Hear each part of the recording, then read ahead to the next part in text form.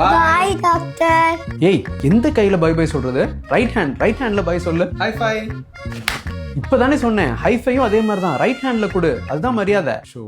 ஏங்க அப்படிலாம் ஒன்றும் இல்லைங்க, மரியாதைங்கிறது மனசுல இருந்தா போதும். எத்தனையோ லெஃப்ட் ஹேண்டட் குழந்தைங்க நீங்க ஃபோர்ஸ் பண்றதுனால அவங்க ரைட் ஹேண்டை யூஸ் பண்ண ஆரம்பிச்சு இதனால கன்ஃபியூஸ் ஆகி அவங்களோட ஹேண்ட் ரைட்டிங் மோசமாகி ஸ்லோ ஆகி கடைசியில் கிளாஸ்லையும் பின்தங்கி அவங்க கான்ஃபிடன்ஸ் மோசமாகி எவ்வளோ கஷ்டப்படுறாங்கன்னு தெரியுமா உங்களுக்கு? இந்த ஹேண்டட்னஸை டிசைட் பண்றது நம்ம பிரெயினில் இருக்கிற செரிபிரல் ஹெமிஸ்பியர்ஸ்.